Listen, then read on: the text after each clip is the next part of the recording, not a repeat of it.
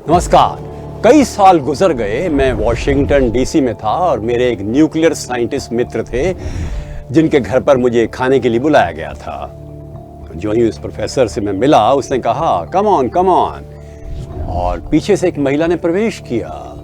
मेरी पीठ थी उस तरफ। उसने कहा meet the most beautiful person. मैंने समझा अपनी पत्नी के लिए कह रहे होंगे। मैंने मुड़कर देखा, माय गॉड, वो उनकी मदर थी, माँ थी। 75 साल की होंगी, झुर्रियां थी चेहरे पर, बाल सफेद थे, थोड़ी झुकी हुई थी, but my God, she was really the most beautiful person. बहुत सुंदर थी वो। और बात करने के बाद तो लगा कि वास्तव में उनका आंतरिक सौंदर्य गहन था, व्यापक था और हृदय को छूने वाला था।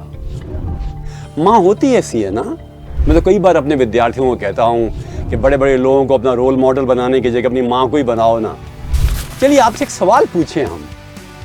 दुनिया में आप सबसे ज्यादा जिसको प्यार करते हैं उसके बारे में सोचिए। Mother, father, brother, sister, child, husband, wife, friend, किसी के बारे में भी सोचिए। एक व्यक्ति के बारे में जिसको आप सबसे ज्यादा प्यार करते हैं। और अब आप ये सोचिए कि किस कारण से उसको आप प्यार करते हैं।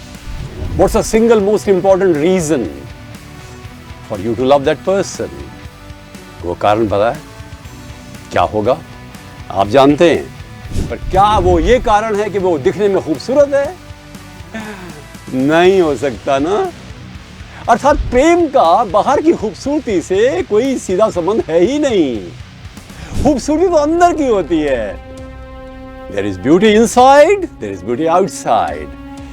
और दुनिया में जितने महान व्यक्ति हुए हैं जिनकी पूजा की जाती है, उनकी बाहरी सौंदर्य की जो मात्रा है उस पर ध्यान नहीं हम देते, आंतरिक सौंदर्य पर देते हैं। सुकरात दिखने में बहुत ही बदसूरत था।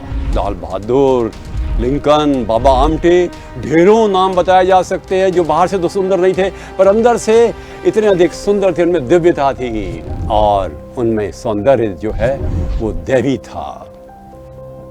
मेरा आपसे एक सुझाव है, बाहरी सौंदर्य पर बहुत बल मत दो। उम्र के साथ साथ कम हो ही जाता है, दिखाई देता है, पर कई बार तो हम धोखे में आ जाते हैं किसी व्यक्ति के सौंदर्य से जो दिखाई नहीं देता है, दैट विच इज इनविजिबल।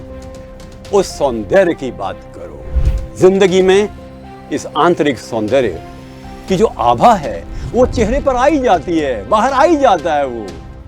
वो मुस्कुराहट, वो आंखों की ज्योति, वो अपनापन, वो करुणा, वो लगाव वास्तव में हमें छू जाता है। अतः हम कोशिश करें, जिंदगी का एक ऐसा दर्शन अपनाएं। हमें आंतरिक सौंदर्य को विकसित करना है। बाहर का सौंदर्य माता पिता की देन है, अंदर का सौंदर्य ईश्वर की और हमारी अपनी देन है। My own efforts will make me more beautiful. इसलिए आइए कुछ छोटी छोटी बातें देखें जो पहले से आपको पता है, और क्या पुरानी बातें जो अच्छी हैं उनको रिपीट करना चाहिए ना।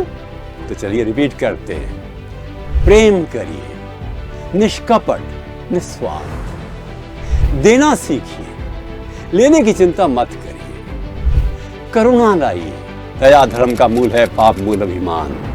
करुणा ही ईश्वर का सबसे बड़ा गुण है और अच्छे मानव का भी सबसे बड़ा गुण है।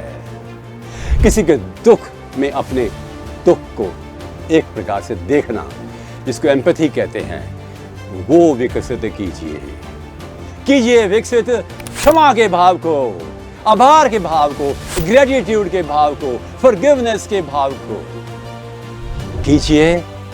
एक निस्वार्थ भावना का विकास जिसमें कि आप अपनापन मानते हैं। परोपकार कोई चीज नहीं होती, स्व विस्तार होता है, expansion of self. And I tell you one thing, जब हम वास्तव में नेगेटिव थिंकिंग को खत्म करके पॉजिटिव थिंकिंग को लाते हैं, ईश्वर के प्रति धन्यवाद देते हैं और उसकी दिव्यता को अपने स्वयं के अंदर उतारने की कोशिश करते हैं, आत्मसात करते हैं, बाहर से भी बहुत खूबसूरत हो जाते हैं। अर्थात हमें कोशिश करनी चाहिए। मैं ये नहीं कहता बाहर की खूबसूरती को ना बढ़ाइए, किंतु आंतरिक बढ़ाने के साथ साथ बाहर की भी आ जाएगी। ये बहुत ज़रूरी है हमें जीवन में, और वास्तव में हमारे अंदर की जो दिव्यता है, जो वात्सल्य है, जो प्रेम है, जो करुणा है, अपनत्व है, निस्वार्थ भाव है, क्षमा का भाव है, आभार है, कृतज्ञता है, वो हमें एक सौंदर्य ऐसा प्रदान करेगा जो अद्वितीय होगा। नमस्कार।